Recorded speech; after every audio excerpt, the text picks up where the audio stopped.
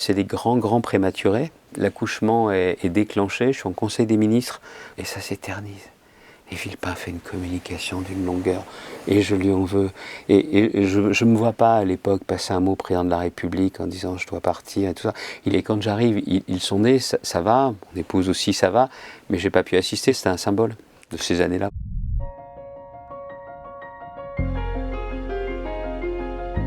Dans les yeux d'Agathe.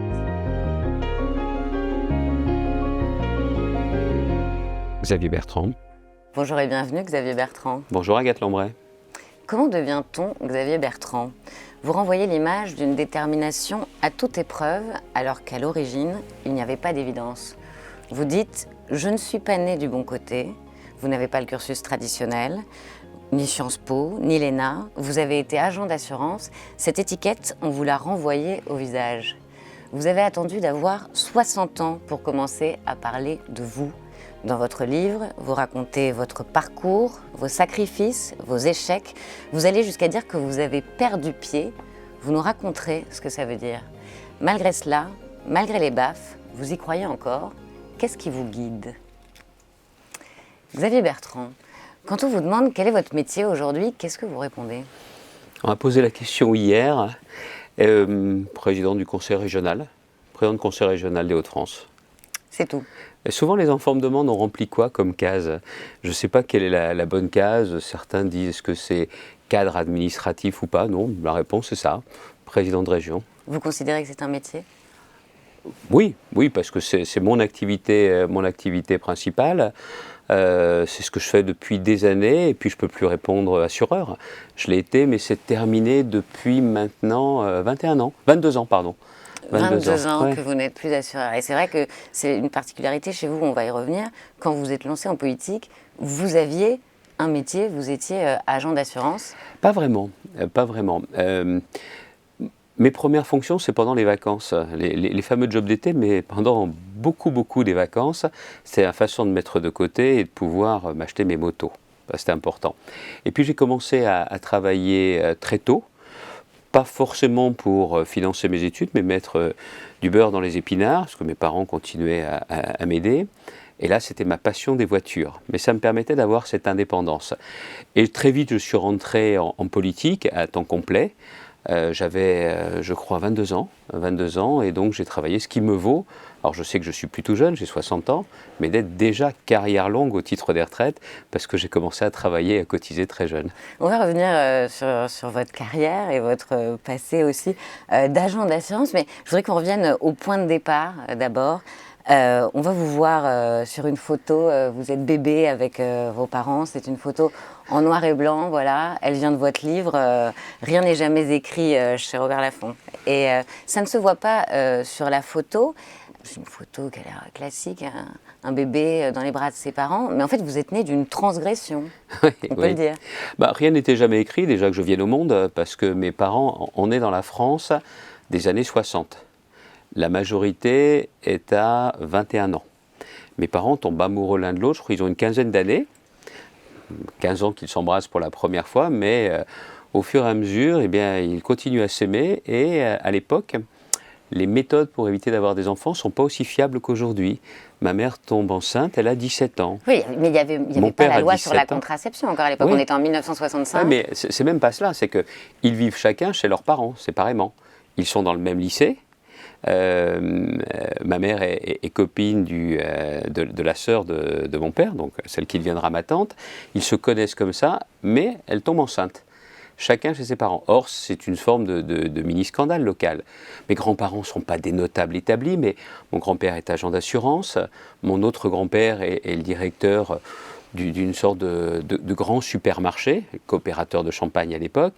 Et pour les deux grands-parents, il est évident que cet enfant ne peut pas venir au monde, quoi. Ça va être une sorte de scandale local, puis en tout cas, ça ne se fait pas. Et donc, ils disent qu'en transgressant la loi, à l'époque, il y a des faiseuses d'anges. Mais mes parents disent non. On était bien avant la loi sur l'avortement, 1965, et vos grands-parents essayent de pousser votre mère à se faire avorter et clandestinement. Mon père comme ma mère disent qu'il n'en est pas question. Donc les grands-pères font un peu pression. Dans ces cas-là, vous débrouillerez tout seul, vous serez indépendant, vous ne pouvez pas rester à la maison, vos projets d'études, c'est terminé. Il dit soit, et il décide de me garder. Et mon père a une grande fierté, c'est parce qu'à l'époque, il est donc mineur, il faut l'autorisation du président de la République pour pouvoir être majeur. Et donc, ce n'est pas le président de la République, parce que mon père me raconte avec tous les détails, il en est assez fier aujourd'hui, c'est Georges Pompidou, Premier ministre, que le président général de Gaulle est en déplacement à l'étranger, qui signe ses dispenses et qui font donner majeur.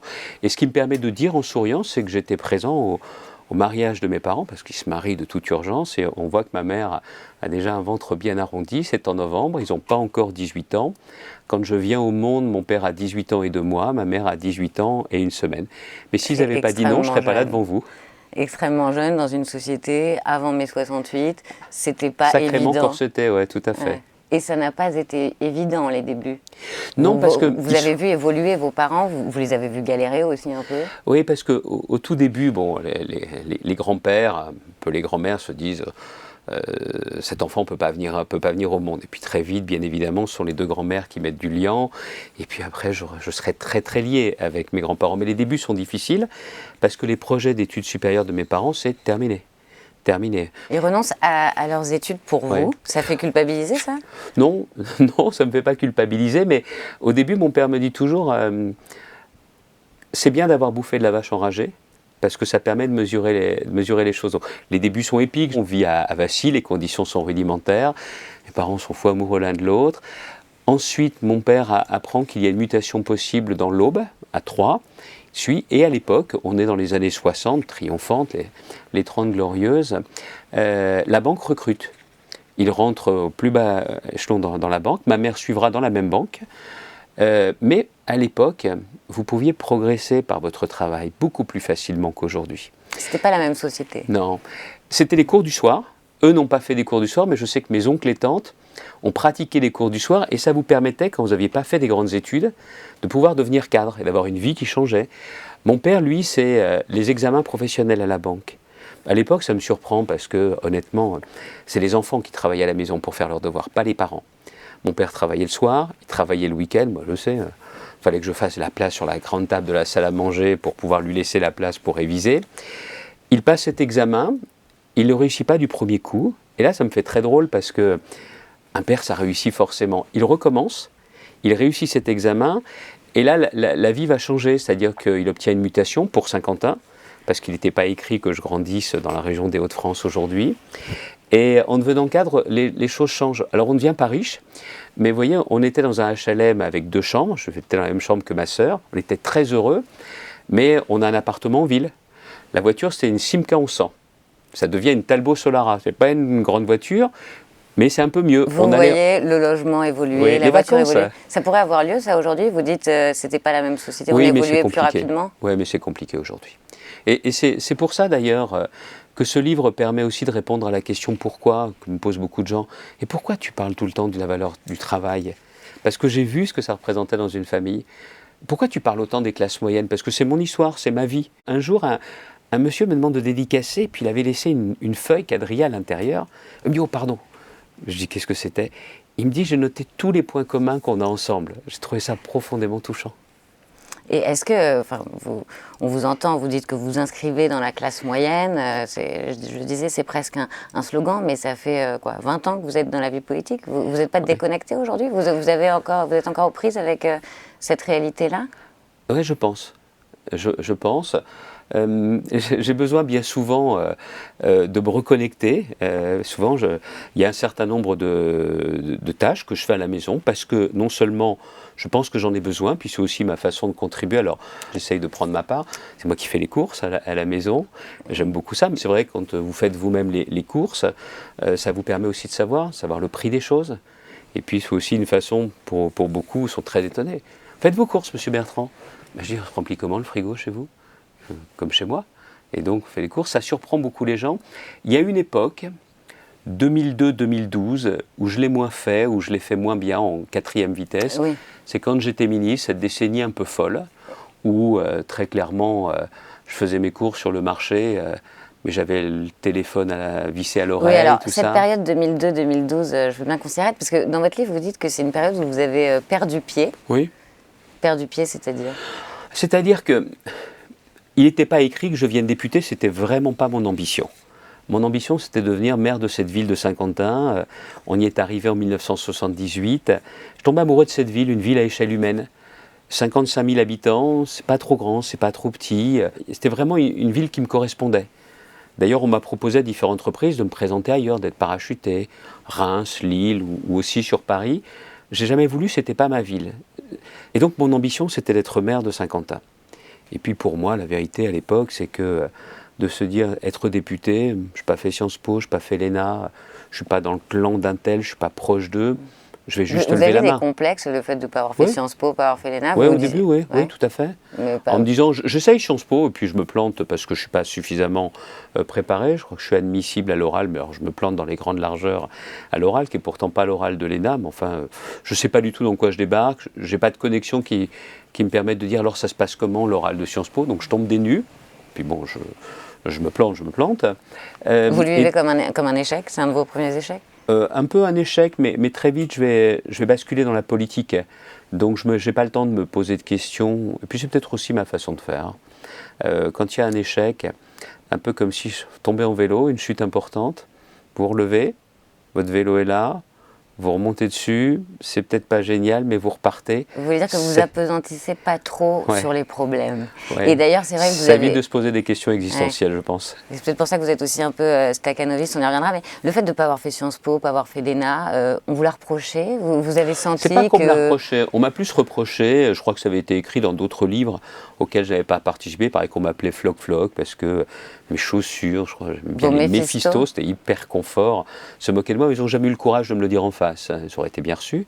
Ils n'ont jamais eu le courage de me le dire en face. Mais de moi-même, j'avais ce syndrome de l'imposteur en disant, parce que je deviens député, deviens très vite le monsieur retraite de l'UMP, parce que des gens bien connus, plus connus que moi, disent les retraites c'est casse-gueule, donc on ne va pas prendre. Et je me retrouve chargé des retraites, pas grâce à mes mérites ou parce que j'étais assureur, parce qu'on dit, s'il fait une boulette, Bertrand, on le sortira, ni vu ni connu, c'est pas un drame. Puis il s'avère que c'est un dossier qui me passionne, moi qui adore la pédagogie. Vous étiez un peu infusible, vous n'étiez pas le plus important, vous pouvez vous envoyer faire les tâches difficiles, c'était pas grave. Puis surtout, si j'avais dit n'importe quoi, on m'aurait mis sur le côté, puis encore une fois, ni vu ni connu, quoi. Donc, mais en tout cas, ça me passionne. Vous n'aviez pas d'appui? Non, j'ai eu des gens qui m'ont aidé, par exemple Jacques Barrault, et puis Bernard Accoyer au sein du groupe UMP. Mais vous pensez bien, à l'époque, on doit être plus de 360, la fameuse génération terrain, je suis un parmi d'autres. Et je pense que je ne trouverai pas ma place. Donc je décide de m'investir quand même, parce que je me dis, non seulement je dois aussi cette représentation aux gens de ma circonscription, et puis il y a aussi des choses certainement à faire. Et puis on me teste sur des dossiers, et puis ça marche bien. Puis je deviendrai ministre moins de 2 ans après avoir été élu député. Et pour ne rien vous cacher, ça me passionne. Vous commencez par être secrétaire d'État à la santé. Avec Philippe Douste-Blazy. Voilà, ensuite on fait la réforme de l'assurance maladie, alors que tout le monde pense qu'après la réforme des retraites, on ne peut plus bouger, on ne peut plus rien faire. Je deviendrai ministre de la Santé 14 mois après l'échec des européennes. Et là encore, on me nomme ministre de la Santé parce que je suis celui qui connaît le mieux la réforme de l'assurance maladie. Ce n'est pas pour mes talents, je ne suis pas médecin. Même si Jacques Chirac m'appelle docteur, je dis, Monsieur le Président, vous savez bien que je ne suis pas médecin. Il me dit, oui, mais ça te va bien, docteur. C'était le surnom qu'il vous donnait. Ça vous amusait? Oui, ça m'amusait. C'était génial d'être ministre de la Santé de Chirac. Génial. Il accorde énormément d'importance à la santé. Il est soucieux de la santé des uns, des autres, mais sincèrement. Et avec lui, quand on doit préparer la France par rapport au risque de grippe aviaire H5N1, beaucoup plus dangereuse que celle qu'on a connue, j'ai carte blanche. C'est génial, l'interdiction de fumer dans les lieux publics. Il y a à la fois Villepin qui y croit, dit camarade, il faut un esprit sain dans un corps sain, il faut interdire de fumer dans les lieux publics. Et puis Chirac qui me dit... Et il vous raconte une anecdote que j'aime bien. Non, Chirac oui, quand il est dans l'avion... Il me dit, tu sais, c'est bien de faire l'interdiction de fumer dans les lieux publics. Il me dit, moi tu sais, il n'y a pas de quoi être fier, mais quand il y avait les vols transatlantiques, j'avais vraiment besoin de m'en griller une. Et avec ma taille, je m'isolais dans les toilettes, j'avais trouvé le moyen de neutraliser l'alarme incendie, et ça me permettait de fumer, autrement je ne pouvais pas tenir autant d'heures sans fumer. Il n'en était pas fier, mais il me racontait, il me dit, mais voilà pourquoi je vais te soutenir dans ce combat. Et il m'a toujours soutenu. C'était véritablement quelque chose de génial. Vous n'étiez pas proche, mais il vous faisait confiance. Exactement.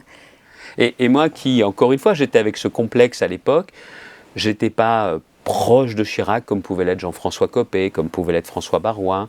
Je n'avais pas fait ces grandes écoles, mais par mon travail, on m'avait reconnu. Je trouvais ça génial. Et vous voyez, pour bien répondre à votre question, c'était passionnant pour moi d'être ministre. Pourquoi ? Parce que pour moi, la politique, c'est faire des choses, c'est faire bouger des choses. Pouvoir, le mot pouvoir ne me plaît pas plus que ça. Le verbe pouvoir, je le trouve génial.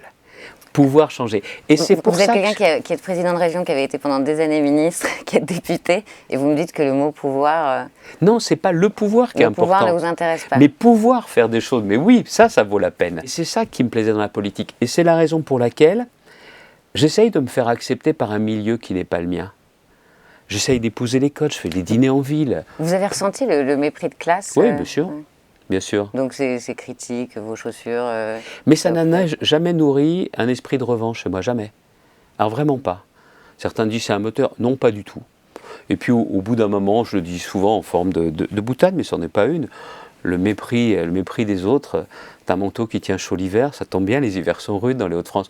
Non, ça n'a jamais été un moteur. Oui, en revanche, à cette époque, 2002-2012, vous dites que vous avez perdu pied, vous disiez là que vous faisiez des dîners en ville, quoi. Vous avez essayé de vous faire accepter d'un monde qui n'était pas le vôtre, vous avez cherché à... Je raconte dans le livre même une relookeuse qui décide de m'habiller en marron, puis moi j'accepte, bonne patte, j'accepte, ça me va pas du tout, mais en tout cas, j'essaye d'épouser tous les codes, pour rester dans ce monde, parce que ça me permettait de faire des choses et de faire bouger les choses.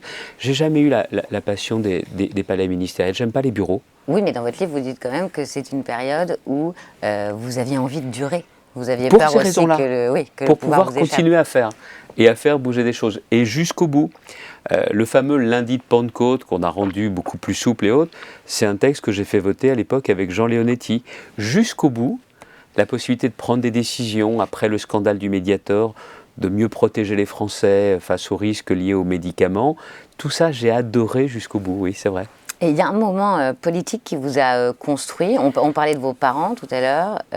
Est-ce que ce sont vos parents qui vous ont initié à la politique ou est-ce que c'est autre chose?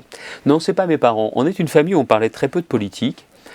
Mes parents avaient un ami qui lui, s'entichait de politique, voulait être candidat localement, et mon père regardait ça avec beaucoup de distance. J'ai le souvenir, si je ne me trompe pas, en étant 74, j'ai 9 ans, je me souviens du bureau de vote où nous nous rendons le dimanche. Mes parents votent pour Chaban au premier tour, pour Giscard au second. Je me souviens 80, et là 80 c'est le déclic, Chirac. Il a une tête d'acteur américain déjà à l'époque, il y a un charisme dingue, le grand meeting au Parc des Princes, un stade de foot, faire un meeting politique, et il y a un enthousiasme, et je suis bluffé par cet enthousiasme et par le volontarisme de Chirac. Donc vous, c'est un peu Chirac qui vous donne envie de vous engager. Complètement, c'est pas un peu, c'est totalement Chirac. C'est d'ailleurs la raison pour laquelle, quand je serai ministre, me retrouver à table du Conseil des ministres avec celui pour qui je suis rentré en politique, je trouve ça à la fois génial, même si ensuite, très vite, je refuse de me laisser impressionner par ça. J'ai un job à faire, j'ai une mission à accomplir. C'est ça qui sera important pour moi. Donc je m'engage en 81 dans cette campagne, je regarde tout. J'achète les journaux. Je regarde à l'époque, il n'y a pas les réseaux sociaux, il n'y a pas les chaînes d'infos en continu. C'est la 3, le soir 3, qui rediffuse les grands moments des discours du soir. Je suis tout, jusqu'à l'échec de Chirac, soir du premier tour. Et puis la victoire de Mitterrand. Et là, il y a un truc qui me marque. On est à Saint-Quentin, je suis les résultats à la télévision, et l'explosion de joie pour la victoire de Mitterrand. Ce n'est pas la victoire de Mitterrand, parce que c'est la gauche qui gagne, même si Saint-Quentin est une ville de gauche, mais je mesurais ça aussi aux autres élections. La politique peut déclencher un enthousiasme, peut déclencher une dynamique absolument remarquable, absolument étonnante. Encore aujourd'hui, Xavier Bertrand, vous pensez? Oui, je le pense. On pourrait revoir ces scènes de liesse, là? Oui, je le crois. Je le crois, même si celui ou celles qui sont élus doivent mesurer dans l'instant la responsabilité qui est la leur. D'ailleurs, je le dis en 2015, au deuxième tour des élections régionales, quand je l'emporte, certains me disent que je suis très grave, que mon discours a une résonance particulière, parce que je mesure que les conditions dans lesquelles j'ai été élu, la gauche s'est retirée. Les électeurs de gauche ne m'aiment pas forcément, mais ils détestent l'idée que Mme Le Pen dirige la région des Hauts-de-France. Et ils ont voté pour moi. Et je mesure la responsabilité qui est la mienne. Donc c'est plus la gravité qui l'emporte. Parce que, pour ne rien vous cacher, là où j'ai peut-être un profil atypique, je ne suis pas passionné par la conquête du pouvoir, mais plus par l'exercice des responsabilités. En politique, le drame, c'est qu'il y a un côté un peu romanesque, il faut emporter le pouvoir, il faut gagner. Et après, ce qu'on fait, on verra bien, hein, on ne fera pas plus mal que les autres. Non, c'est pas ça. Moi, à chaque fois, dans toutes mes fonctions, que ce soit ministre, maire de Saint-Quentin, président de région, je me suis toujours dit, est-ce que je vais être à la hauteur?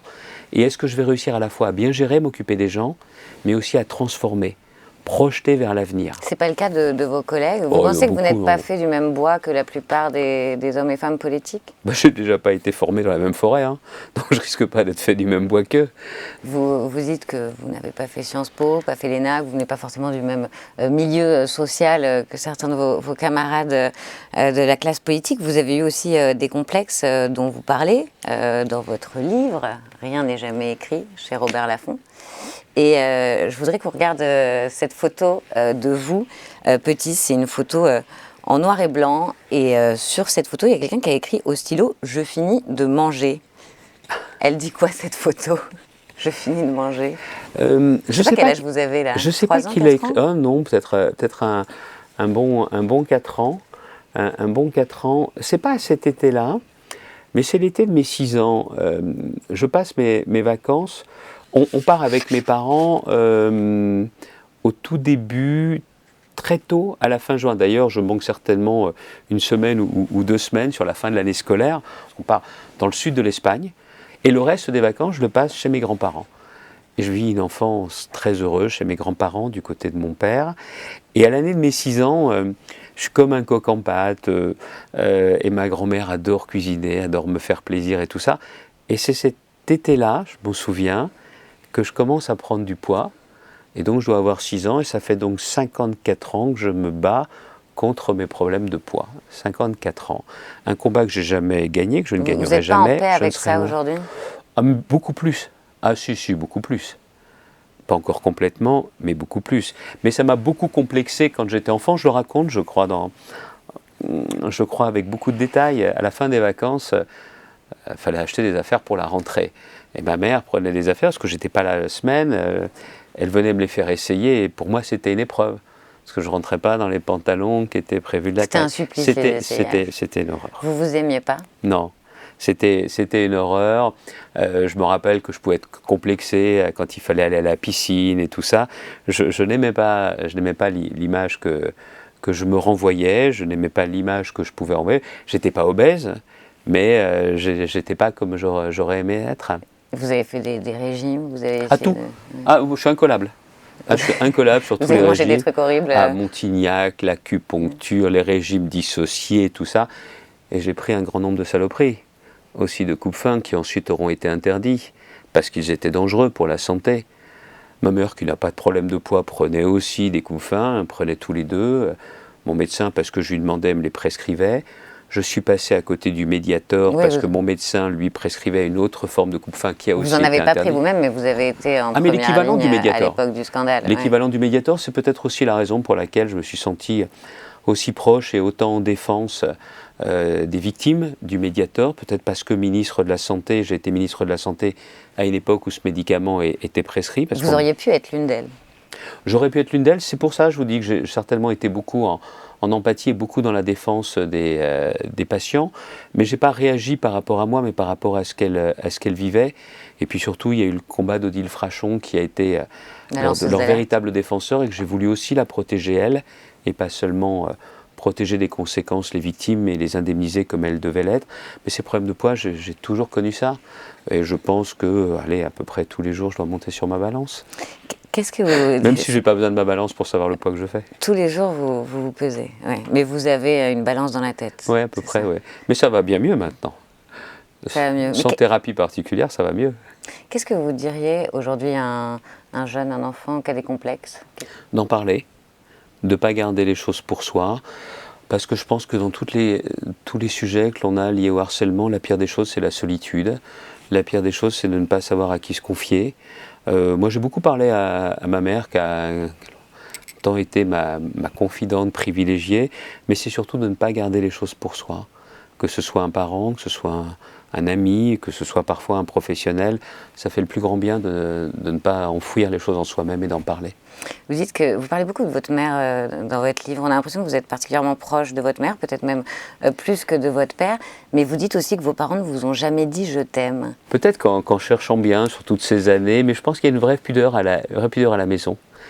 Vous avez une sœur aussi, je crois. Oui, tout à fait. Donc pudeur qui est plus petite de entre les 7 ans et 4 demi. membres de la famille ou Oui, particulièrement avec on a vous plus de mal peut-être à exprimer ça. Et souvent également, c'est ce que j'ai eu du mal. J'aime passionnément mes enfants, passionnément. Tout le monde va me dire, mais pour moi c'est un attachement charnel, surtout que je n'ai pas pu forcément les voir grandir en raison des séparations avec leur maman. Et pour moi, les enfants sont ce qu'il y a de plus important. D'ailleurs, ce livre, je l'explique. Et tiens, je voudrais m'appesantir là-dessus. Il aurait dédié, il est aussi pour eux également dans les remerciements. Quand le livre est sorti, la première fois que je fais une émission, il y a un journaliste qui dit à mon éditeur, qui était présent avant l'enregistrement, il dit « C'est marrant, Bertrand dit qu'il a eu une enfance heureuse. » Et l'éditeur lui dit « Pourquoi ?» Il dit « Est-ce qu'en politique, ils ont toujours tendance à dire qu'ils ont eu une enfance malheureuse et que c'est comme ça qu'ils se sont construits. Moi, j'ai eu une enfance heureuse, je le reconnais, je le dis, malgré mes complexes et mes sujets de poids. L'enfance tient pour moi part très importante, parce que vous voyez, Agathe, j'estime que dans la vie, il y a 2 moments de fragilité, à l'aube de la vie et au soir de la vie. Et que l'État doit être là avant tout à ces 2 moments-là. Entre les deux, c'est quand vous avez un accident de la vie, une maladie grave, le handicap, que vous devez être accompagné. Mais c'est à l'aube et au soir. Et c'est la raison pour laquelle, effectivement, les enfants, ça tient une très très grande place dans ma vie. Et il y a une chose qui n'est pas banale, on l'a effleuré, c'est que vous êtes resté agent d'assurance, même quand vous étiez député. Oui. Pourquoi vous avez tenu à avoir un métier en même temps que la classe politique, quoi? C'était trop vertigineux de vous lancer totalement? L'indépendance. Je suis obsédé par l'idée de l'indépendance. L'indépendance financière? Et d'esprit. Je dis souvent que la politique rend fou. L'important, c'est de devenir moins que les autres et moins vite que les autres. Ça permet de garder les pieds sur terre. Et puis, il y a aussi un autre épisode qui m'a beaucoup marqué, énormément. C'est qu'on est, je crois, en 92. Il y a des élections régionales qui se profilent. Et j'accompagne Jacques Braconnier, qui est le sénateur avec qui je travaille, qui est un peu celui qui devient mon grand-père. C'est lui votre père en politique? Oui, c'est lui avec qui j'ai gravi les différents échelons. On avait une relation très filiale. Et on va à une réunion où on décide des investitures pour les régionales. Les élections régionales sont des élections à la proportionnelle. C'est le parti qui décide de votre place et qui décide si vous allez être élu ou pas. Et là, il y a un conseiller régional sortant qui n'était pas le plus flamboyant, qui n'était pas le meilleur, mais qui se met à dire « J'ai besoin que vous restiez conseiller régional, parce qu'autrement, je ne vais pas m'en sortir dans la vie, mon entreprise a fait faillite et je n'ai pas de revenus. » Et tout le monde sait bien que ce n'est pas le meilleur, sait bien qu'il y en a d'autres qui pourraient prendre sa place de conseiller régional, qui seraient meilleurs, mais c'est lui qu'on choisit, parce qu'on ne veut pas lui faire de peine et le mettre dans la difficulté. Et là, je me suis dit, mais moi qui suis aujourd'hui assistant parlementaire, j'ai du temps devant moi, Jacques Braconnier était là encore pendant 6 années, j'ai pas envie un jour d'être dépendant. Je ne veux pas dépendre des autres. Et vous trouviez que c'était un milieu aussi précaire, incertain Oui, même si je vous dis, je suis assistant d'un sénateur, il n'y a pas de dissolution. Je m'entends tellement avec lui que je suis parti pour faire encore 6 ans, que je pourrais choisir plus tard, ou peut-être que je vivrai uniquement de la politique. Et je décide de faire ce pas de côté pour avoir un métier, un vrai métier, agent d'assurance. Xavier Bertrand, en 2008, vous avez révélé que vous étiez franc-maçon. Vous aviez intégré le Grand Orient de France. C'est rare qu'un politique le dise. Normalement, on garde ça secret, non? Oui, mais il y a une histoire à cela. Alors pourquoi vous la racontez? Allez-y. Je fais une émission sur LCI un matin, Christophe Barbier m'interroge.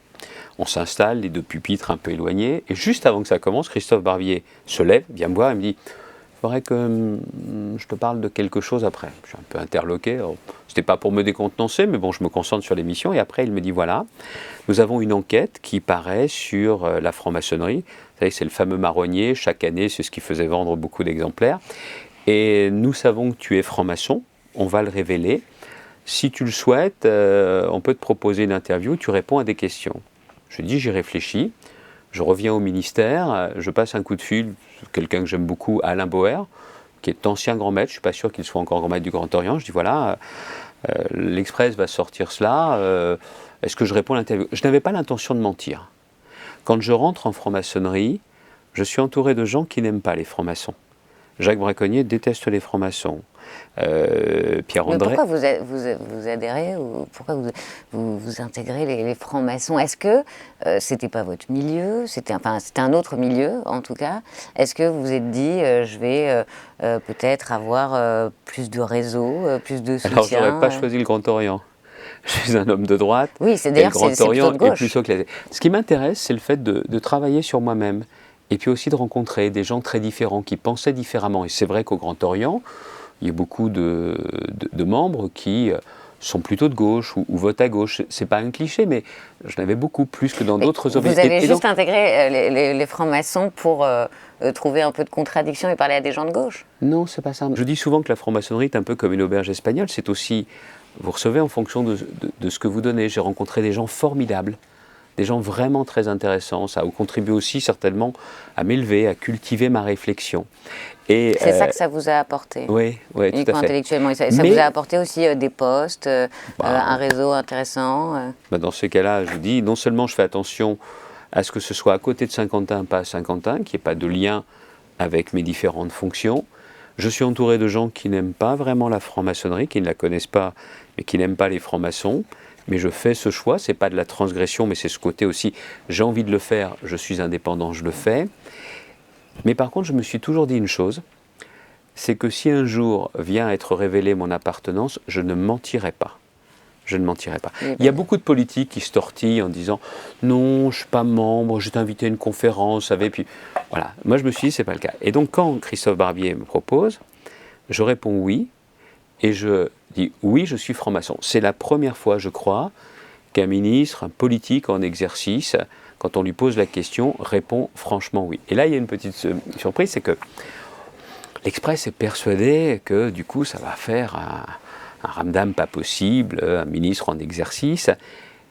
Et Barbier me dit, on va faire un petit article. Tu parles d'un petit article, j'avais la une de l'Express, moi la tribune de l'Assemblée. Ça m'a fait drôle, c'est la première fois que j'étais en une d'un hebdo, je ne pensais pas le faire pour mon appartenance à la franc-maçonnerie. Mais le fait d'assumer, de dire la vérité publiquement, eh bien, ça n'a pas fait le scandale qu'ils escomptaient. Comme quoi, dans la vie, il faut toujours assumer et il faut toujours dire les choses.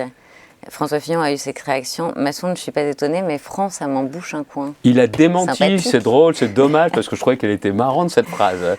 Il m'a dit, non, je t'assure, je n'ai pas dit. Je lui ai dit, c'est dommage, elle était drôle. C'est pas votre meilleur ami, François Fillon? Non, mais c'est aussi surtout parce qu'à l'époque, il ne faut pas se raconter d'histoire, on est avant les municipales, tout ça. Ceux qui ont cherché à révéler mon appartenance, ce n'était pas pour me vouloir du bien. C'est certainement pour me nuire. Impossible de parler de vous, Xavier Bertrand, sans parler aussi de la présidentielle. Votre première candidature, c'était en 2021. Pour la présidentielle de 2022, vous étiez lancé très tôt. Enfin, je voulais me présenter, parce que je n'ai pas été candidat. Je me suis arrêté à ma brillante défaite de la primaire. On va y revenir sur cette défaite. En tout cas, vous étiez candidat à la candidature. Vous estimiez être le mieux placé et ça donne ce moment qui est devenu culte avec Anne-Sophie Lapix sur France 2. On regarde. Vous pensez sérieusement que si je n'étais pas aujourd'hui le mieux placé, pensez que je serais devant vous ce soir pour vous expliquer mon projet? Pour l'instant, vous n'êtes même pas au second tour dans les sondages. Vous savez pertinemment aujourd'hui que je suis le seul qui peut me qualifier pour le second tour et le seul à même de l'emporter. Ça vous a blessé dans l'extrait, je parais moins con qu'à l'époque. Vous dites, je pensais que ça durait plus longtemps. Alors attendez, il y a plusieurs explications à ça. Explications. La première, c'est qu'un jour, j'ai une passe d'armes avec un journaliste à Saint-Quentin dont je ne suis pas fier. C'est-à-dire, vous avez haussé le ton? Oui, j'avais pas été sympa avec lui. C'était quelqu'un que je connaissais bien par le passé, quelqu'un avec qui on avait eu des prises de bec. Et ce jour-là, j'ai pas été correct comme j'aurais dû l'être avec lui. Ça m'a toujours marqué dans la relation avec les journalistes. Il vous avait posé une question qui vous dérangeait? Oui. Vous avez réagi vertement? Oui, parce qu'en me parlant justement de l'annonce de la maladie de Pierre André, en me disant grosso modo, il vient d'annoncer sa maladie, quand est-ce que vous prenez sa place? J'ai pas bien réagi et ça m'a toujours marqué. Et puis il y a aussi autre chose. J'ai des amis qui m'avaient dit, conseiller en communication, tu sais, des fois, il faut marquer un silence. C'est important, le silence, c'est plus fort qu'une phrase. Tu parles, on voit bien le résultat, ouais. Je suis passé pour un imbécile. Il faut bien choisir le moment pour marquer le silence. À ce moment-là, j'ai manqué de répartie parce que je me suis dit, Si je réponds trop durement, je vais apparaître comme quelqu'un qui est arrogant et tout ça. Et donc, je dis, je crois que j'ai assumé de passer pour un con. Alors, bien évidemment, parce qu'à l'époque, j'étais certainement un des candidats plus dangereux, les réseaux sont déchaînés, les amis de M. Macron et tout ça. Je n'ai pas mesuré vraiment les choses, l'impact à ce moment-là, mais je le dis et je l'assume. C'était une émission qui était importante. C'était à 20h, c'est toujours important à 20h. J'essaye de convaincre encore une fois Michel Barnier, Valérie Pécresse, qu'on peut travailler ensemble, que je peux être le candidat. Et cette émission qui était un peu, non pas un qui tout double, mais qui devait me permettre de le faire, a été une émission où je suis passé à côté. Et en plus, j'avais une proposition très forte sur le pouvoir d'achat en faveur des classes moyennes et hautes. C'est passé complètement à l'as à côté de ça. C'est pas ça qui contribue à ma défaite seulement, mais ce soir-là, je ne marque pas des points. Ouais. On peut le dire. Mais c'est vrai qu'à la primaire des Républicains, vous arrivez 4e, 22,36% des voix. Derrière, Valérie Pécresse, Éric Ciotti, Michel Barnier. Est-ce que c'est votre plus grosse claque en politique? Non, parce que la première fois où je suis candidat, non pas sur mon nom, mais avec Jacques Braconnier, à l'époque, on est en 1989, je suis son directeur de campagne, ça m'a appris le goût de la défaite. Le goût amer de la défaite. J'étais jeune, j'avais 22 ans, tout le monde disait il va être adjoint au maire avec Jacques Braconnier, c'est le dauphin de Jacques Braconnier. Du jour au lendemain, je suis l'abruti qui a fait perdre tout le monde parce que je dirigeais la campagne. Les regards qui se détournent, j'ai jamais oublié ça, jamais. Oui, mais à l'époque, vous étiez plus jeune et vous étiez dans une équipe, c'est pas la même chose d'avancer sur je portais la campagne. Je portais la campagne et donc j'ai vu du jour au lendemain les gens changer et j'ai jamais oublié cette première défaite. Au suffrage universel direct, auprès des électeurs, je n'ai jamais perdu une élection, jamais. J'ai perdu des élections internes, la primaire en est une autre, mais j'ai jamais oublié le goût de la défaite de cette élection de 1989, jamais. Et on revient à celle-là. Oui, parce que Valérie Pécresse, vous le racontez dans votre livre Rien n'est jamais écrit, Valérie Pécresse, quand elle apprend votre résultat, elle dit mais non. Oui, et ses proches pensent que c'est elle qui est éliminée. Que c'est elle qui est éliminée, alors qu'en fait elle parle de vous et elle est étonnée pour vous. On a les résultats par Christian Jacob, qui est le président des LR, qui appelle les uns et les autres pour donner le résultat. Et le pire, c'est que juste avant ces résultats, tout le monde dans mon équipe, je reviens de très très loin, parce que j'avais quitté LR, beaucoup de militants m'en voulaient, beaucoup d'adhérents me le reprochaient. Mais on fait une campagne géniale, formidable, on multiplie les réunions, il y a de l'enthousiasme. Devant le Conseil national de LR, où il y a beaucoup de gens qui ne m'aiment pas, je pense que je réussis à retourner la salle. D'ailleurs, Rachida Dati prend la parole en disant « ça ne vous rappelle rien, cet enthousiasme, il faut remonter à Nicolas ». Enfin, c'est quelque chose de très fort, mais au final, il y a des règles qui sont clés. J'ai fait des cartes, il y en a qu'on fait 11 cartes. Je ne suis pas en train de pleurer, hein. On sait que tout est possible. Et au final, on arrive à cette élection. Je suis 4e, mais on se tient tous à 1000 voix. 1000 voix pour décider 1000 ou 1500 voix du candidat à l'élection présidentielle. Donc, il y a le côté, je pense sincèrement, qu'on peut essayer de retourner, même si tout le monde me dit que c'est mission impossible, ça se tente. Ça se tente. Et puis, bon, bien évidemment, je ne suis pas qualifié. Et pour moi, la vie politique nationale s'arrêtera parce que j'ai vraiment le sentiment que Valérie Pécresse, élue à la primaire, gagnera la présidentielle. Oui. J'ai le sentiment. C'était pas visionnaire. Et finalement... Non, mais attendez. Et à l'époque, faut pas l'oublier, c'est dynamique. C'est pas ce que c'est devenu aujourd'hui. Hein. On n'est plus à la grande époque de Sarkozy. On est après la défaite de François Fillon en 2017. On pense qu'il y a une nouvelle dynamique. On n'a pas encore connaissance de ce qui va se passer en Ukraine, où la donne internationale va tout changer. Il y a même un sondage qui donne Valérie Pécresse possible gagnante. Et donc moi je pense que si elle est élue présidente, c'est terminé de mes ambitions. C'est terminé. Et finalement, Valérie Pécresse, on le sait, échoue. C'est violent pour votre famille politique. Et vous vous dites, ah ben... j'ai une chance. Vous y croyez toujours? Non, c'est pas tout de suite que je me dis que j'ai une chance. C'est que je pense que le score qui est celui de Valérie, je crois que c'est 4,78, quelque chose comme ça, correspond pas à la place qui est la nôtre. Et puis surtout, je veux laisser le Rassemblement national. Et avant de revenir sur le Rassemblement national, vous êtes candidat aujourd'hui pour 2027? Je m'y prépare, oui. bien différemment de la Oui. fois précédente. Oui, vous êtes candidat? Non, je m'y prépare. Vous Le moment préparez à n'est être pas, le candidat moment n'est pas venu de faire l'annonce de candidature. Vous le Quand disiez vous avez- déjà en 2024, et il y a quelqu'un qui dit vous êtes un peu le perpétuel candidat. Ça vous fait quoi quand on dit ça? Ça m'amuse parce qu'au final, j'ai pas été candidat à 36 élections présidentielles. La fois dernière, je n'ai pas pu être sur la ligne de départ. Donc c'est en 2027 que c'est la première fois en m'alignant sur le départ. Hein. Non, c'est tout à fait différent. Je ne suis pas l'éternel candidat, je ne me suis pas présenté 3 fois à des élections présidentielles en ayant perdu. La fois dernière, j'ai brillamment perdu la primaire. Non, mais vous dites souvent, c'est vrai que vous n'avez pas candidaté plusieurs fois, mais en revanche, vous dites souvent, je m'y prépare, je suis candidat en 2024 déjà, j'ai Mais retrouvé pourquoi vous des me propos. reposez la question alors tout ça parce que vous le dites à chaque fois. Moi, j'ai pas changé, je m'y En prépare. 2024, vous disiez déjà que vous vous prépariez pour 2027. Et bien maintenant que vous le savez, pourquoi vous me Alors reposez vous la vous préparez, question mais vous n'êtes pas encore officiellement candidat. Concrètement, qu'est-ce qui pourrait vous empêcher d'être candidat? Bon, d'une part, je pense que les Français peuvent très bien dire qui ils ont envie de voir aligné au départ. C'est-à-dire à la fois qui est capable d'éviter le duel Mélenchon-Bardella, parce que je pense que ça m'étonnerait que ce soit Mélenchon-Le Pen, et ensuite qui est capable d'éviter cette sorte de fatalité qui est en train de s'abattre sur nous, comme quoi c'est le tour du Rassemblement national qui vont gagner. Et moi, je me battrai de toutes mes forces pour éviter Mélenchon-Bardella et pour éviter la victoire de M. Bardella. Et moi, je ne me laisse pas impressionner par les sondages. Parce qu'il y a beaucoup de mes amis politiques, quand ils voient des sondages où le RN est donné à 35%, et puis les autres d'extrême droite, M. Zemmour à 5%, disent à 40%, ils sont irrattrapables. Allez, Ils n'y croient pas. faut laisser faire. Ou alors non, faut peut-être aller négocier une place chez eux.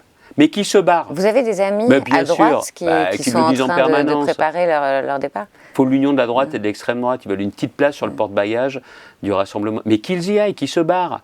Si quand ils viennent à une réunion LR, ils pensent à RN, mais qu'ils aillent au RN. Plus vite, qu'ils aient la case LR, ça sera plus clair. Hein. Ça sera plus facile pour eux. Mais moi, je lutterai contre cela parce que je pense que cette droite gaulliste, cette droite républicaine, elle a une histoire, elle a un avenir aussi. Mais il ne faut pas renoncer. Et pourquoi je combats autant M. Mélenchon et pourquoi je combats autant le Rassemblement national? Parce que les deux, il n'y a pas plus cynique en politique. Pour moi, la politique, je fais de la politique pour essayer de trouver des solutions aux problèmes. Ma région était celle le plus touchée par le chômage. Aujourd'hui, je ne suis pas un magicien, mais il y a le taux de chômage le plus bas depuis 40 ans. C'est un problème, j'y apporte des solutions, avec des créations d'emplois. Mais aujourd'hui, Attendez, comment vous les distinguez autres, eux, la myriade de candidats? les autres Bertrand. profitent des problèmes. Deuxièmement, moi en politique, j'essaye d'unir les gens, de les rassembler. Parce que je pense qu'on doit faire bloc, on doit faire nation. Les autres cherchent à les diviser, à trouver des boucs émissaires. Les riches, c'est le bouc émissaire de M. Mélenchon, quand ce ne sont pas effectivement nos compatriotes de confession juive. Pour le Rassemblement national, c'est l'immigré le bouc émissaire. Et j'aime pas ça.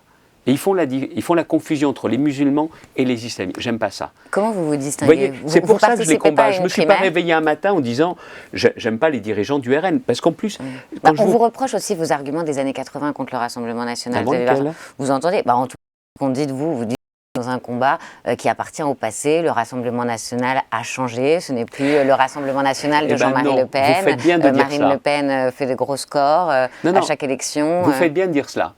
Ils ont changé. Non, il y a un noyau qui n'a pas changé. C'est toujours le même. C'est un noyau qui s'est construit autour de ce qu'a été le Front National à l'époque, avec des condamnations pour racisme, pour antisémitisme, mais ils sont aperçus, à un moment donné, qu'ils ne pourraient pas aller plus loin, qu'ils ne pourraient pas grandir. Donc ils ont choisi une autre stratégie, qui était une stratégie d'aller chercher un autre électorat. C'est toujours les mêmes dans le cœur du réacteur. Mais par contre, ils se sont dit, tiens, il y a le problème du chômage, de la désindustrialisation, alors on va enfourcher cette colère. Ils ne cherchent pas des solutions à la colère, ils enfourchent cette colère. Il y a la question de l'immigration, de l'identité, ils enfourchent ces colères, mais ils ne cherchent pas des solutions. Moi, je cherche des solutions. C'est toute la différence, c'est la raison pour laquelle j'ai combattu. Mais le cœur n'a absolument pas changé. Vous le voyez, les dérapages qui se produisent, des candidats qu'on dit sulfureux, qu'on essaye de cacher derrière le rideau, ils n'ont pas changé. Par contre, les électeurs, eux, parce que je les connais bien, les électeurs. Vous savez, chez moi, dans ma région, ils sont nombreux. Mais ces électeurs, ils sont sentis trahis par la droite, bien souvent, et pas seulement. Ils sont sentis abandonnés. Et aujourd'hui, tourne vers le Rassemblement national ou parfois vers LFI, c'est pas parce qu'il y a de l'espoir, c'est tout simplement parce qu'ils en ont marre. Et vous voyez, dans ma région, quand je dis je les connais bien, je combats les dirigeants du RN. Et pourtant, je fais reculer le Rassemblement national. Pourquoi? Parce que les gens reconnaissent que je me bats sincèrement et que je propose une vision d'avenir pour la région, pour nos enfants dans la région. C'est ça qu'ils reconnaissent. Ils ne sont pas amoureux de moi, les gens. Je ne suis pas un magicien, mais je me bats. Et c'est comme ça qu'on doit faire de la politique. Ça vous a coûté Matignon, votre combat contre le Rassemblement national, quand même. Oui, mais écoutez, le fait que Mme Le Pen ne veuille pas que j'exerce ses responsabilités à la tête du gouvernement ou dans un gouvernement, ça montre bien quoi? Elle ne veut pas que je fasse à la tête du gouvernement ou à la tête de l'État ce que je fais dans la région. C'est pas que je fais barrage, c'est que je redonne de l'espoir. C'est pour ça que je me bats. C'est ça ma conviction profonde. Juste un mot à cette époque, quand Emmanuel Macron a pensé à vous pour Matignon, vous l'avez rencontré à plusieurs reprises alors que vous étiez son ennemi juré. On se rappelle, d'ailleurs, moi j'ai été reporter, j'ai suivi Emmanuel Macron beaucoup et je vous ai croisé sur le terrain. Vous étiez un peu la bête noire du président. Notamment, cette année, c'était 2020, déplacement pour les commémorations de la bataille de Montcornet. Emmanuel Macron demande formellement aux élus de ne pas porter de masque. Son cabinet à l'Élysée. Et voilà. Et vous avez un masque ce jour-là. C'était quoi? C'était de la provoque? Bon, il y a deux choses. La première, je suis très attaché aux questions de santé. C'est un moment qui est très difficile parce que on essaie de faire croire aux Français qu'on n'a pas besoin de masque, c'est tout simplement parce qu'il n'y en a plus des masques. Et je réagis d'autant plus difficilement que quand je quitte mes fonctions de ministre de la Santé, il y a 1,4 milliard de masques en stock en France. Parce que je ne sais pas si je suis parano, parce que je suis prévoyant, mais je veille à ce qu'on ait ce qu'il faut. Et ensuite, on ne fait pas le nécessaire. Et en plus, ils essayent de dire que c'est moi le responsable de la pénurie. Bon, ça, c'est le premier point. Donc, le masque, pour moi, veut vraiment dire quelque chose. Je suis celui qui, à l'époque, dit à Chirac, il faut qu'on en fabrique en France. Tout s'arrête après moi, mais il y a ça. Et la deuxième chose, c'est que le masque, c'est important pour se protéger les autres. Mais là, parce qu'il y a des images à faire, il ne faut pas qu'il y ait de masque. On va se foutre du monde ou quoi? Puis le troisième sujet, c'est quand on me dit de faire quelque chose auquel je ne crois pas.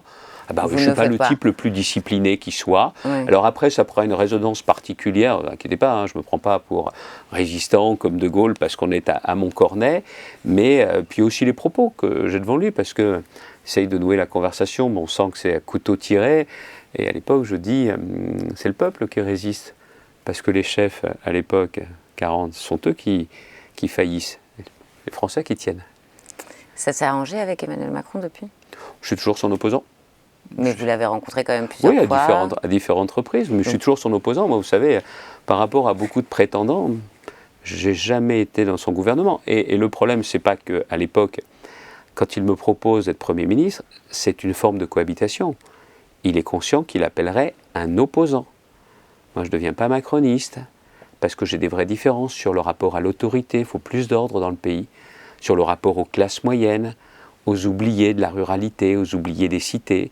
Et puis je crois au service public, je crois à la culture, je crois à tout ça. C'est des politiques totalement différentes de ce qu'il propose. La gouvernance du pays doit être changée. Je suis comme Jean-Louis Borloo. Jean-Louis parle d'une Europe, d'une France fédérale.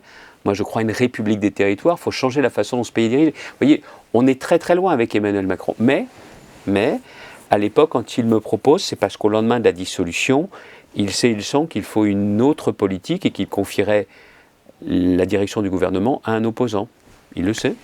On va passer à un petit point lecture, mais juste, vous ne participerez pas à une primaire pour 2027, c'est définitif? Parce que la dernière fois, vous aviez dit j'avais de primaire pour 2022, finalement la primaire de 2021, et cette fois? Parce qu'à l'époque, en 2021, je suis persuadé que je pourrais rallier, avoir la confiance mes autres concurrents. Il y a trop de haine à droite. Et puis la question, c'est quoi cette primaire dont on nous parle? C'est une primaire chez LR pour désigner celui ou celle qui ensuite aura le droit d'être dans une grande primaire. Et dans cette grande primaire, elle va aller d'Édouard Philippe à Madame Knafo ou Monsieur Zemmour. Ça veut dire que celui qui perd, il est prêt à aller coller les affiches de M. Zemmour ou de Mme Knafo. Pour l'instant, les contours n'en sont pas encore définis. Mais en tout cas, vous dites qu'ils le disent les uns les autres. Et peut-être que vous y participerez. Mais attendez, mais qu'ils se passionnent pour ça. Moi, une élection présidentielle, c'est un lien direct avec les Français. On choisit qui dirigera le pays, qui nous protégera pendant 5 ans. Ce n'est pas au parti politique de faire ce choix. Et celui ou celle qui serait uniquement candidat d'un parti ne peut pas réussir parce qu'il faut rassembler. Mais vous voyez, là où il y a un sujet, c'est qu'en ce moment, en politique, tout le monde pense qu'il faut cliver, il faut s'opposer, il faut désigner des boucs émissaires. Et qu'on ait un socle électoral qui permette d'être un peu plus haut que les autres. Vous voyez, juste un peu plus haut que les autres, pour pouvoir arriver au second tour, et au second tour, on se fera élire. Mais pas du tout. Si vous ne cherchez pas dès le début à rassembler, c'est pas que vous ne pouvez pas gagner, vous ne pouvez pas transformer le pays. Xavier Bertrand, c'est un rituel que vous allez entamer aujourd'hui, comme les prochains invités de ce podcast. Je vous ai demandé de choisir un livre et un extrait de ce que vous vouliez lire, et vous avez choisi une fable. C'est la seule chose que je savais de ce podcast en venant ici. Vous m'avez dit qu'il y aurait justement, alors c'est pas tout à fait le fait du hasard, je suis fou amoureux des fables de La Fontaine. Les fables de La Fontaine. Il est des Hauts-de-France, ça. Il est dans le sud des Hauts-de-France, Château-Thierry. On vient d'ailleurs d'ouvrir sa maison natale qui a été réhabilitée en musée. Et sous toutes ses formes, j'ai un ouvrage illustré très ancien dans mon bureau à la région. J'en ai un sur ma table de chevet, j'en ai un dans la chambre des enfants. J'adore les fables de La Fontaine depuis longtemps. Et c'est vrai d'ailleurs que j'ai décidé, toutes les semaines, la région publie une des fables. Il y a de quoi effectivement tenir des années tellement Jean de La Fontaine en a écrit. Et puis ça, c'est dès qu'ils sont en mesure d'entendre et de comprendre les choses, j'ai toujours voulu lire des fables de La Fontaine aux enfants. Il y a de très beaux ouvrages, certains qui sont illustrés, même dans la Pléiade, mais j'ai beaucoup de plaisir avec les fables de La Fontaine. C'est d'une modernité terrible. Vous nous disiez un extrait de ce que vous voulez ? Bah, elle est très connue, mais pas besoin de vous dire. On ne s'en laisse Maître pas. Corbeau sur un arbre perché tenait dans son bec un fromage. Maître Renard, par l'odeur alléchée, lui tint à peu près ce langage. Vous connaissez la suite. Ça, je l'ai même mimé aux enfants des différentes générations, parce que j'ai 5 enfants, 30 ans, 19 ans, les jumeaux, 7 ans et demi et 2 ans et demi. Et mon grand plaisir était même le soir, j'essayais de le lire régulièrement en étant là, c'était de mimer le Corbeau et le Renard avec les enfants. Et c'était des moments passionnants qui finissaient par des éclats de rire. Mais en rappelant aussi ce qu'est la morale de la fable. Pour le Corbeau et le Renard, vous le savez bien. Eh bien, dites-nous, justement, il y a beaucoup de corbeaux en politique ? Oui, bien sûr. Il y a beaucoup de corbeaux, beaucoup de renards. Beaucoup de renards aussi. Il y a les deux, mais oui. beaucoup de corbeaux, c'est-à-dire que ça doit monter à la tête, j'imagine, quand tous les jours on vous fait des compliments. C'est pour ça qu'il faut rester les pieds sur terre, et c'est pour ça qu'il faut aussi avoir d'autres pôles d'intérêt. J'adore par exemple la transmission, j'adore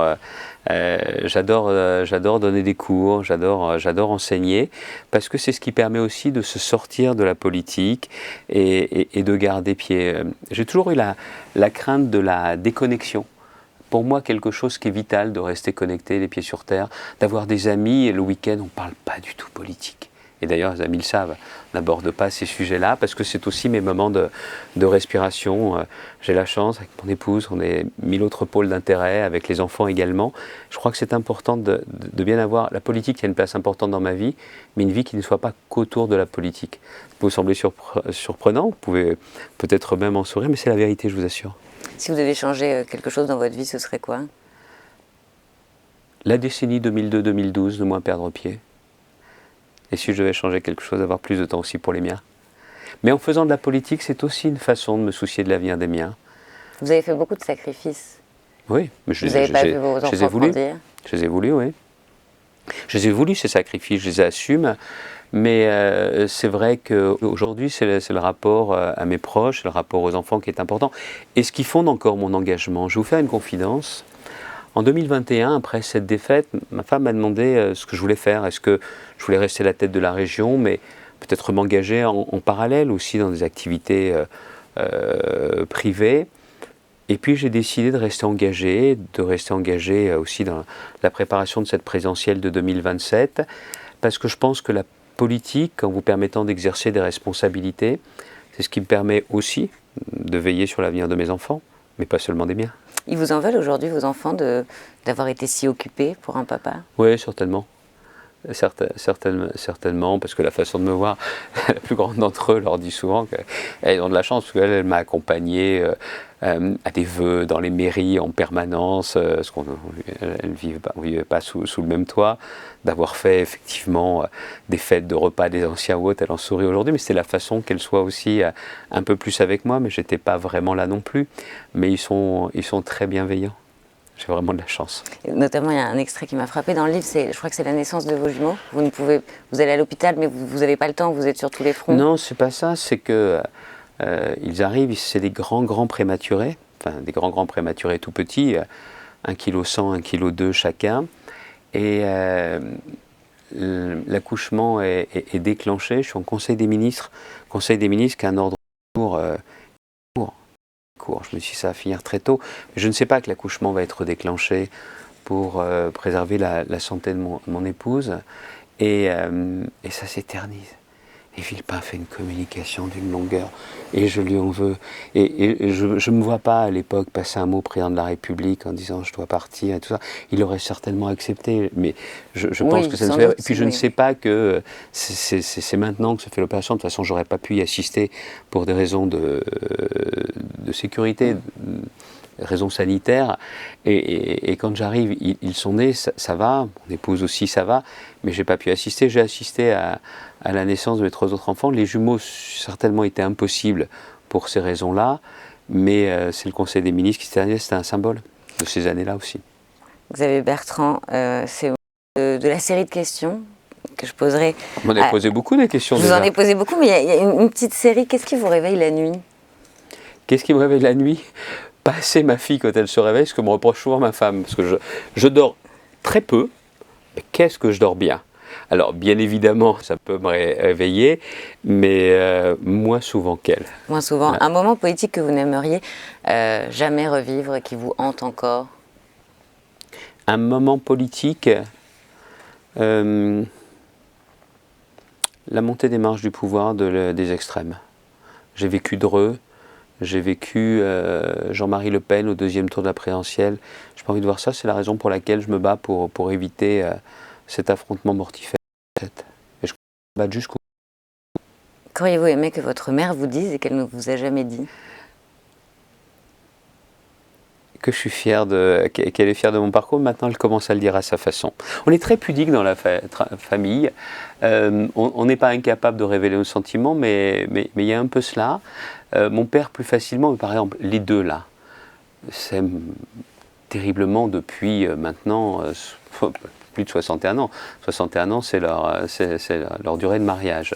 Et par exemple, mon père est transi d'amour pour ma mère. Ma mère a du mal à reconnaître et à le dire. Pourtant, c'est totalement réciproque. On a du mal à extérioriser les sentiments et l'expression de ces sentiments. Et votre père? Qu'est-ce que vous aimeriez qu'il vous dise? Non, je crois qu'il me le dit maintenant. Il me le dit. Il suit beaucoup de mes interventions, tout ça. Il me dit c'est bien, ou c'est vrai, tout ça. Mais j'en suis profondément reconnaissant de la façon dont ils ont su dire non à l'époque, puis de la façon dont ils m'ont aussi élevé et fait grandir, franchement. Et puis ces années 2002-2012, j'ai pas été assez proche d'eux parce que j'étais complètement dans cette spirale du pouvoir. Ce moment où vous avez perdu pied, comme vous le dites. Je me suis éloigné de mes proches, hélas. Vous êtes heureux aujourd'hui? Ah, j'ai ce sentiment, oui. J'ai pas, contrairement à ce qu'on pense, je me suis déjà demandé est-ce que j'ai une incapacité au bonheur, une aptitude? Non, pas du tout. Et aujourd'hui, c'est à la fois être heureux, puis avoir trouvé une forme d'équilibre ou de sérénité. Je dois beaucoup à mon épouse, à Vanessa. Mais vous vous êtes quand même beaucoup demandé si vous n'étiez pas inapte au bonheur. Oui, je me suis demandé à ça, parce que vous toujours être dans la recherche d'autre chose. Insatisfaction? Oui, une forme d'insatisfaction, aussi de frustration. Aujourd'hui, qu'est-ce que ça va bien mieux, ouais. Merci beaucoup, Merci. Xavier Bertrand. Merci d'avoir participé à ce podcast.